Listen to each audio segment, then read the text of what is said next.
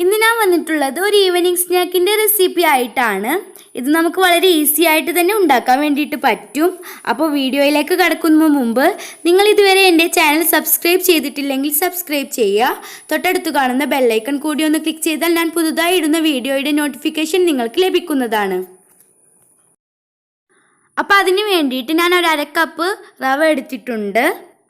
ഇനി ഈ റവ ഒന്ന് വേവിച്ചെടുക്കണം. അപ്പോൾ അതിനായിട്ട് ഒരു പാത്രത്തിലേക്ക് 1 കപ്പ് വെള്ളം ഒഴിച്ച് കൊടുക്കാം.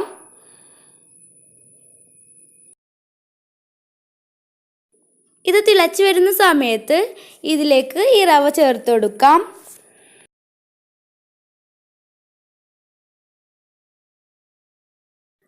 ലോ ഫ്ലെയിമിൽ വെച്ച് വേണം ഇത് വേവിച്ചെടുക്കാൻ വേണ്ടിയിട്ട്.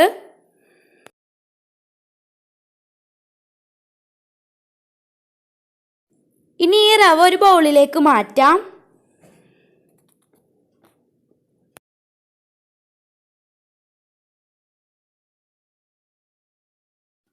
ഇതൊരു 3 ഉരുളക്കിഴങ്ങ് വേവിച്ച് തൊലി കളഞ്ഞ് വെച്ചതാണ്. ഇനി ഇത് നന്നായിട്ടൊന്ന് ഉടച്ചെടുക്കണം. ഇതിപ്പോൾ നന്നായിട്ട് ഉടച്ചെടുത്തിട്ടുണ്ട്.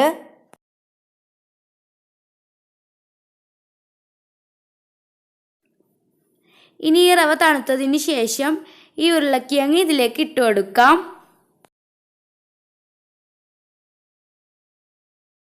ഇനി ഒരു സവാള ചെറുതായി മുറിച്ചത് കൂടി ഇതിലേക്ക് ഇട്ട് കൊടുക്കാം.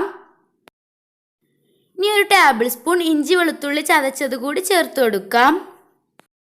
ഇനി ഒരു പച്ചമുളക് ചെറുതായി അരിഞ്ഞത് കൂടി ഇതിലേക്ക് ഇട്ട് കൊടുക്കുന്നുണ്ട്. ഇനി കുറച്ച് കറിവേപ്പില,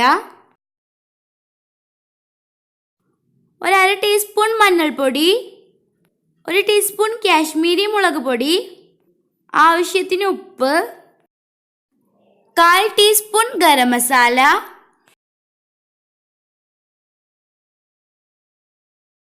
ഇതെല്ലാം കൂടി ഒന്ന് മിക്സ് ചെയ്ത് എല്ലാ ഭാഗത്തേക്കും ഇതെല്ലാം എത്തുന്ന രീതിയിൽ നല്ലപോലെ കുഴച്ചെടുക്കണം.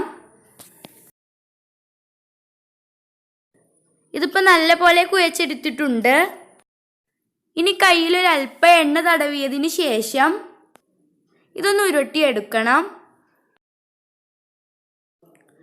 നീളത്തിലുള്ള ഷേപ്പിലാണ് ഞാൻ എടുക്കുന്നത്. ഏത് ഷേപ്പിൽ വേണമെങ്കിലും എടുക്കാം. ഇനി വടയുടെ ഷേപ്പിൽ വേണമെന്നുണ്ടെങ്കിൽ കയ്യിൽ വെച്ച് അമർത്തി നടുവിലൊരു ഓട്ട വെച്ച് കൊടുത്ത് അങ്ങനെ വേണമെങ്കിലും എടുക്കാം. ഇപ്പോൾ ഇതെല്ലാം റെഡി ആയിട്ടുണ്ട്. ഇനി നമുക്കിതൊന്ന് ഫ്രൈ ചെയ്തെടുക്കാം. ഇനി ഒരു പാനിലേക്ക് കുറച്ച് ഓയിൽ ഒഴിച്ച് ഇത് നന്നായി ചൂടായി വരുന്ന സമയത്ത് ഹൈ ഫ്ലെയിമിലിട്ട് ഇതൊന്ന് ഫ്രൈ ചെയ്തെടുക്കണം. ഇത് എണ്ണയിലേക്ക് ഇടുന്ന സമയത്ത് എണ്ണയ്ക്ക് നല്ല ചൂട് വേണം, അല്ലെങ്കിൽ ഇത് പൊടിഞ്ഞു പോവും. ഇതൊന്ന് മറിച്ചിട്ട് കൊടുക്കാം. ഇനി ഇത് പാനിൽ നിന്ന് കോരി മാറ്റാം. ഇനി ബാക്കിയുള്ളത് ഇതുപോലെ ചെയ്തെടുക്കാം.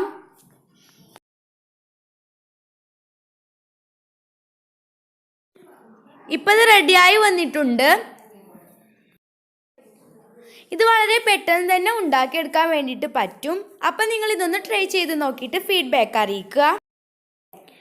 നിങ്ങൾക്ക് ഈ വീഡിയോ ഇഷ്ടമായിട്ടുണ്ടെന്നുണ്ടെങ്കിൽ ലൈക്ക് ചെയ്യാനും ഷെയർ ചെയ്യാനും അതുപോലെ തന്നെ സബ്സ്ക്രൈബ് ചെയ്യാനും മറക്കരുത്. താങ്ക്